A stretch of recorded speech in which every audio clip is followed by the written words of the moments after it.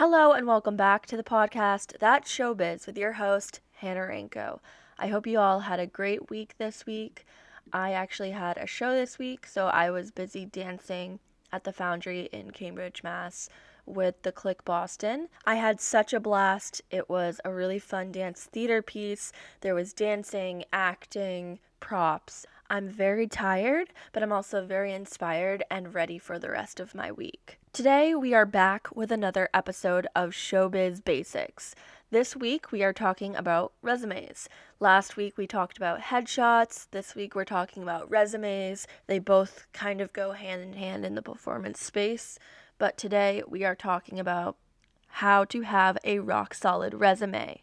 Even if you are a seasoned professional and you know how to write a resume, still give this episode a listen because I have some great tips that you can incorporate into your resume building and your CV building. I also have great tips for teaching students how to write a resume. So if you are an educator, you can get tips on how to help your students slay their resume game. And like I said, last week we talked about headshots. So if you missed that episode, go and give that a listen because I have a lot of great tips and tricks on how to have a good headshot. Without further ado, let's dive into this week's episode, Resumes 101. Just like last week's episode, I will be formatting this episode in a series of questions related to the topic of resumes. So the first question I have is, what is a resume/CV? In today's episode, we will not only be talking about resumes, but also CVs. You might be wondering what a CV is because I didn't know what a CV was until I was in college. CV stands for curriculum vitae, or there's some other pronunciations out there, but I just say vitae. And it is a comprehensive list of all things you've ever done. So this differs from a resume because a resume is typically about one page and it is a snapshot of work that is related to the job you are applying for, whereas a CV is a collection of everything you've ever done related to your career, your accomplishments, your experiences, your awards, all of that. A resume is a formal document that a job applicant creates to itemize their qualifications for a position, whereas a CV, according to Google, is an itemized list of a person's entire education, publications, and awards. CVs are typically used in academic spaces, where resumes can be used for any job. And while I was researching for this topic, I found a little fun fact. In Europe and Canada, resumes and CVs are often synonymous. So if you're applying to a job in Europe or Canada, just be aware that they are the same thing there. Anyways, we are going to dive right into more differences between a resume and CV. I think it is very important that students and artists understand the difference and when to use a CV and when to use a resume. Although oftentimes it's pretty clear when you have to use a CV versus a resume. A CV is longer and more comprehensive, usually around 2 to 3 pages, but the pages increase as your experience and career increases. A resume is shorter and it's usually just one page. A CV is used for academic purposes, usually working at a university or applying for a research program. So for example, when I was looking to get hired at Endicott, I submitted my CV. Resumes are used for regular jobs, and this includes performance jobs as an artist. Resume is only relevant experience to the job you're applying for, whereas a CV is all your experiences in your career. I should specify that doesn't mean include when you worked at Dunkin' in your CV. Keep it to career relevant jobs and experiences. A CV is universal and not custom. What I mean by this is you're going to add on to your CV with time, but you're never going to adjust your CV to fit the needs of a job. It's everything you've done. Whereas a resume should be customized depending on the job you are applying for. So in dance, if you are auditioning for a cruise ship, your resume might look very different than if you were auditioning for a contemporary company. And that's because you should adjust your resume to fit the needs of the employer you're trying to work for. The next topic I want to talk about is a regular resume versus a performance resume. In high school, students usually learn the basics of writing a resume in high school, although I will say probably not as much as they need to know. But what I find among undergrads who come into my classes is that when I ask them to write a performance resume, they oftentimes write the most god-awful piece of paper I've ever looked at with peace and love. And so they are very unsure about how to create a performance resume, which varies slightly from a regular resume, although there are quite a few similarities. But here are some things that a performance resume may include that a regular resume may not. One is a headshot in the corner of a resume, of a performance resume. Oftentimes, performers will take their headshot and make it very small and put it in the corner so that if you're auditioning and, like I said in the last episode, you have your headshot on the other side of your resume, it could be helpful to a casting director to be able to see your face without flipping over the page. It is my understanding that that is the primary reason for having that in the corner. A regular resume with a teaching job or a regular job, you're not going to put a photo in the corner. Another thing you're going to include is information like height, eye color, hair color, union status that you're not going to include most likely in a regular resume. And even in a performance resume, you may not include these things, but they also might ask, depending on the job, for those things. They might ask for measurements, things like that. And then also performance experience. Clearly, you're not going to put, if you're applying for a job in an office, you're not going to talk about how you were a lead in a musical. Probably. But there are still a lot of things that are similar to a regular resume, and that is work experience, education, and skills. And like I said, it is important to note that a performance resume typically only includes skills and work experience that is related to the performing arts. So there is no need to note that you worked at Dunkin' in your performance resume. Okay, the next topic is how to start a resume or CV. And this is a great topic if you're an educator teaching students how to write. So, before you even start your resume, you should make a comprehensive list of every job or achievement you've ever had. And this list should be anything you could ever think of. Even if you think, yeah, there's no way I'm going to include this, write it down. So even if you think it's not resume worthy, still write it down. Write down all your hard and soft skills. Write down everything that comes to mind and make a long list. After you have that list, you're going to write down dates for those experiences and details. So if you were a lead in a musical, what musical? Where was the musical? The date you did it. All of that information, okay? And after that, you're going to categorize each experience or achievement. And this could be categorized by things such as work experience, performance experience, education, awards, honors, skills, etc. So you're going to just pull each thing off your list and put it into a category. And it doesn't have to be perfect, but this will give you an idea of where you're at. After that, you're going to look up a template. A lot of people in my undergrad program, a lot of professors told me that I should not use Google Docs or Pages templates. And I personally don't understand that.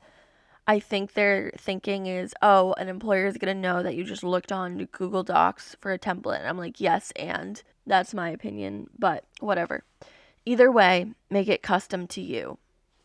You could also look up Google Images and look at other people's resumes, and that's a really great way for inspiration as well. Next up is what to include in a resume. So at the top of your resume, you're going to have your name, and it's going to be bolded or slightly larger text size than the rest of your resume, and that's so that they know your name right off the bat. It doesn't have to be extremely over the top big. I see a lot of resumes that are just way too extra and it's taking up space, but it should stand out. Your name should stand out. And then under your name should be contact info. This could include email, phone, and a website if you have a performance website. I like to then structure my resume into, I start with education. So I'll put Dean College, BFA in dance. In my opinion, I don't think you need to include high school. I just think it's irrelevant. Yeah, you went to high school. And especially if you are a college graduate, obviously you went to high school, so there's no need to include that. The next thing you're going to include is work experience, and you're going to include company names, positions you held, and dates employed. Again, I've heard a lot of people say, oh, you don't need dates in your resume, but I like to include them. It's a personal preference. Underneath each job experience, you're going to write a brief summary of the position and its requirements. This can be literally 1 to 2 sentences. And I want you to write this summary in the perspective of an employer who knows nothing about the job you worked for or the experience you had, because likely they don't. And you can even make it sound more impressive than it is. There's nothing wrong with that. Just don't lie, but you can definitely make it sound more impressive. In a resume, you're also going to want to include specific performance skills. So examples of this could be specific styles of hip hop. If you're a popper, if you're a locker, that's a great thing to put in a skills section. If you're a break dancer, again, very great to put in a skills section. Tumbling, acro, circus tricks, aerial, anything like that. I should note that if you're writing down special skills, be prepared in an audition to showcase those skills. If a casting director sees that you can tumble, they might ask you, okay, do a tumbling pass. And so don't lie. If you don't feel comfortable doing that on the spot, don't put it down. In a resume, you're also going to include training related to the field, and this can go underneath education or along with education. And again, you're going to name the school, dates enrolled, start and end, anticipated end, major, if applicable, anything like that. Finally, just a quick tip on making a performance resume. Make sure you do your research on the jobs you are applying for and adjust your resume accordingly. As I've said previously, it's really important to not include the things that are irrelevant and include the things that will make you stand out in terms of that specific job you're applying for. The next topic is resume considerations. So these are other things to consider when writing your resume. The first is, again, your resume should change depending on the job you're applying for, but this is why writing a list or even writing a CV is helpful. I have my CV, and I oftentimes pull jobs that I've done from my CV to my resume. It's just so convenient to have a comprehensive document of everything you've done. So then you can adjust your resume. It's super easy. You just pick and pull what you want to include. You're going to want to talk in past tense for past jobs and present tense for current jobs.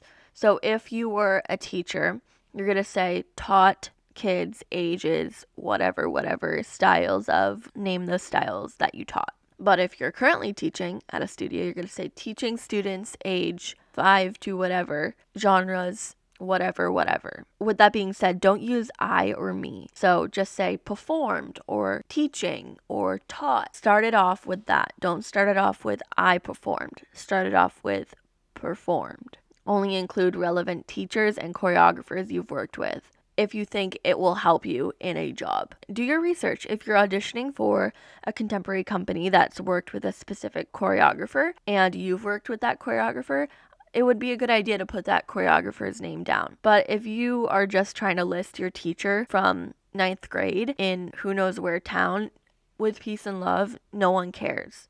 That's not to say that teacher isn't amazing, but in a resume, we're thinking of the perspective of the employer, and that just doesn't seem like relevant information to the job you're applying for. With that being said, it is important to always think about the point of view of someone who does not know the school you're trained at or the jobs you've done. So writing it as if no one knows the things you've done and you have to explain it. And another thing to consider is a resume is always a work in progress. So as you build on your career, your resume should change over time, and there should be jobs that you no longer include because they're older and they're not as impressive. So just know that as you gain experience, your resume is going to change drastically. The next topic is resume no's. Luckily, this list is short because we've already covered a lot of things you want to avoid in a resume. But one thing is to not include dance studio. I'll just say an example. Susie's Tip Tappin' School of Dance. With peace and love, again, it just doesn't sound very professional. Nothing against Susie, but it just doesn't sound professional. So I would just avoid that personally, in my opinion. Competition awards and titles that you got in high school, just don't. Run. Do not put that. Do not put that.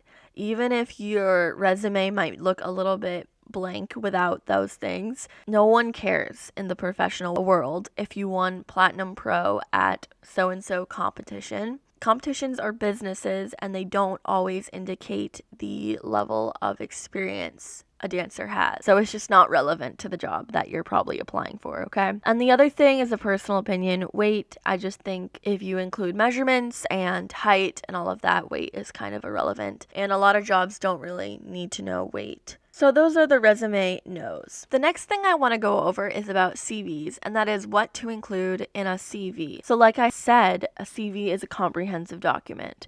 So there's a lot of things you want to include. This includes contact information, just like a resume. However, no performance photo in the corner for its CV. All education and qualifications with the name of institutions and date attended in reverse chronological order. Work experience in reverse chronological order. Relevant skills, academic awards or honors, research experience, teaching experience, academic publications, presentations and lectures, grants and scholarships, fellowships, assistantships, graduate fieldwork, training, and certifications. That is a lot. And there's some things there that a lot of people don't have any work experience in, like maybe publications. So that's why CVs are usually used in academic spaces. However, there are times when I have submitted my CV for jobs. It just depends really on what they ask and what you think is appropriate. The main thing I want you to take away is that a resume adapts to the job you're applying for, and a CV is a comprehensive document of everything you've ever done. That is why oftentimes I encourage students to write a CV. Even if they might not use it, still write it, because it can be really beneficial to be able to pull from their CV in writing their resumes. That is all I have for today in regards to resumes, although I am thinking about making a part 2 to this in the future just because there is so much to cover. And so if you have any questions about resumes, reach out in my Instagram DMs at showbizbabypod, biz with a Z. Or you can reach out to my personal Instagram, Hannah Ranko. You can also email me at showbizbabypod@gmail.com. Have a great rest of your week and keep dancing.